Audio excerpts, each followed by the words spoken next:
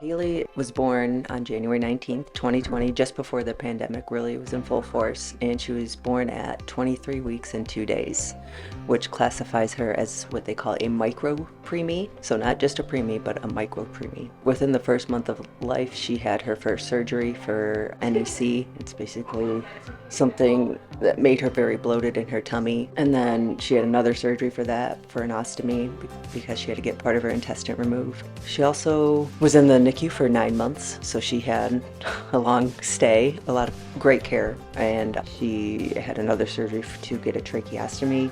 She was unable to breathe independently. She was intubated for a good 6 months of her life. All the CPAP attempts were failed. It was just for like a day, maybe even a day, that she would try to be on CPAP and she would fail.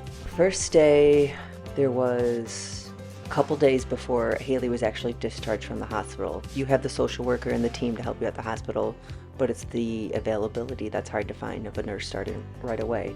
So first day was actually, I think they were pretty new then. So this was in October of 2020. And it would just happen to be, the nurse was like, hey, I heard about this other company from another patient. They said good things. Here's their number. So I called them immediately. We got in touch right away, and the rest is history. Hailey was one of our first patients. She needed nursing because she had a tracheostomy and a ventilator at the time. So mom and dad are trained in this care, but when it comes to these complex kiddos with these medical needs, they need something more. So that's where our nurses come in. She was our first nurse with first day. Dana stayed with Hailey and our family for about 1.5 years. Dana actually was recommended to our agency. We knew she was going to be a good nurse. She was looking to take care of a little one, and Hailey had the need. Hailey was actually my first patient with first day. I started with her November of 2020, and then I think I was with her till August or September of 2023. It was relief to know that someone else is there to support. And because it's scary, right? This is not something a parent is used to take care of a child that comes home with a ventilator. She was very tiny. So she was born 4 months premature. Mom went into labor and there was nothing they could do. When she first came home, she was on trach on the vent all day long, had G-tube feeds constantly, 24 hours. She wasn't eating anything by mouth. It was monitoring the vent, suctioning her trach all the time, doing the feedings and stuff. And then eventually, as she got stronger and was able to sit up and stuff with PT, that's when we started working on eating and having her do all that good stuff. Obviously, there's a round-the-clock care with a newborn. Totally understand that, but this is a different level as far as you need to watch the machines, watch your heart rate, things like that. So to have a professional come in and help explain to you what's good, what's bad, what not to be concerned about, to help coach you that way within the limits, and then also just to have that support to help go to doctor's appointments. Usually we'll ride with them, and then we can go into the appointments. We help carry all the equipment and stuff in, help them while they're waiting and in the appointment. And then we can also talk to doctors and stuff if we need to verify things and stuff. So it's a nice opportunity to go, make sure everybody's on the same page, check in, make sure everybody in the care is all,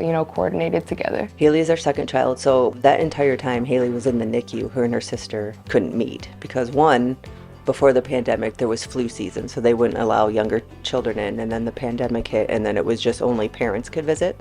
And my oldest daughter wasn't able to meet her sister face to face, was only via FaceTime, or she could send voice notes and sing her a song just to do the connection there. But yeah, she never got to touch her sister until she came home. We have an in-home binder that we always keep updated care plan and stuff in, and then it has some home charting. The care plan, I would have to sign it. It was usually pretty accurate, especially after doctor visits. It was helpful to see because Dana would have to update it. So it was always a nice recap to refer prior going to the next visit. When she was born, she was a pound, so she was very tiny, and you couldn't pick her up, right? You would have to do what they call containment in the incubators. It's just, you just put a hand on the head and a hand on the feet, kind of like cuddle her. But if I did want to hold her in the NICU, it would require a whole, maybe 3 people to get her out because of all the wiring, and then you have to keep her intubated. You don't want to disrupt that. And she kind of just lays on your chest. When she came home, because she was so premature, it would be like, hey, you just had a baby. They were in the hospital for 2 days, like a normal situation. She was about the same size as you would bring home a baby, but she's 9 months old at that time. This diaper is the first diaper she wore. This is the size she wore from day one. And then this is her diaper today. She was in there for 9 months. January 19th, the day she was born, and just before Halloween she came home. Her and her sister were both unicorns for her first Halloween.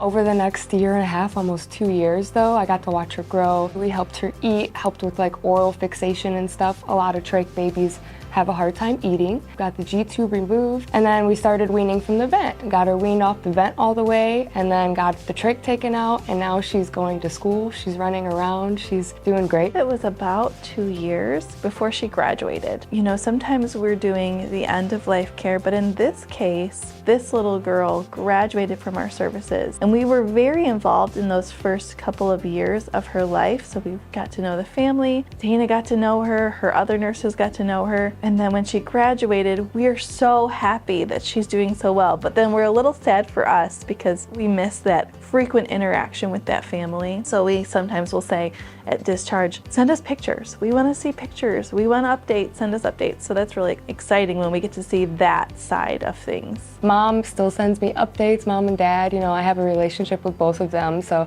I see her every couple of months. I try to stop out there and they send me photos and stuff, which is always nice to see.